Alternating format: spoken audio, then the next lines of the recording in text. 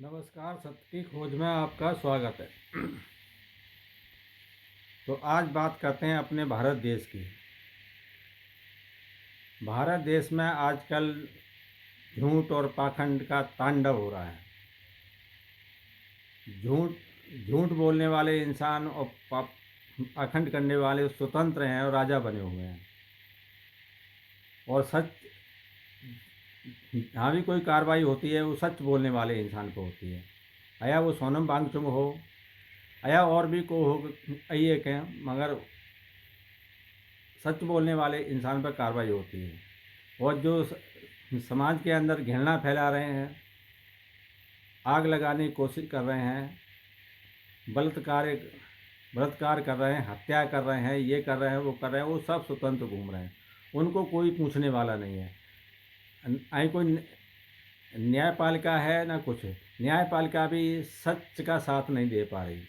अब उनकी मजबूरी क्या है ये तो हम नहीं जानते, मगर सच का साथ नहीं दे पा रही। सोनम वांगचुक के केस में जब सारा देश जानता है, सारा देश जितने विद्वान लोग हैं सब कह रहे हैं सोनम वांगचुक निर्दोष हैं, बिना मतलब उनको पकड़ा गया है, मगर न्यायपालिका को क्या समझ आ रही है, उनकी समझ है भाई अपनी। मगर आज ये तय हो गया कि इस देश में झूठ और पाखंड का तांडव हो रहा है अभी। और झूठ और पाखंड का ज़्यादा दिन तांडव नहीं चलता, कभी न कभी तो अंत होता है। तो हमारे देश के लिए कोई ऐसा नेता मिलना चाहिए जो ईमानदार हो, सरफिरा हो और निष्पक्ष हो, पक्षपात नहीं करता हो किसी का। तो ऐसे नेता की हमारे देश को आवश्यकता है और वही देश का सुधार कर सकता है। ऐसा नहीं कर सकता कि तू हाँ उस पार्टी का है, मैं इस पार्टी का हूँ, हम तुम मिलते हैं, हमारी सरकार आ जाएगी तो तुम कुछ नहीं कहेंगे, तुम्हारी सरकार है तो हमें कुछ नहीं कहेंगे। ऐसा नेता नहीं होना चाहिए हमारे देश के लिए। हमारे देश के लिए नेता निष्पक्ष होना चाहिए और निडर होना चाहिए और वो संविधान को पूजने वाला होना चाहिए। तो ऐसे नेता की आवश्यकता है आज।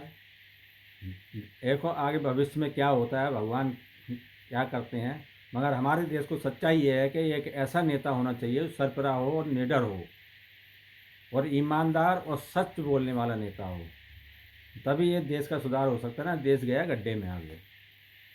इस देश का बुरा हाल हो गया। सारे देशों में इसकी बेइज्जती हो रही है। अमेरिका बेइज्जती कर रहा है, चाइना बेइज्जती कर रहा है, रूस बेइज्जती कर रहा है और बगल में बांग्लादेश बेइज्जती कर रहा है, पाकिस्तान तो है ही खैर।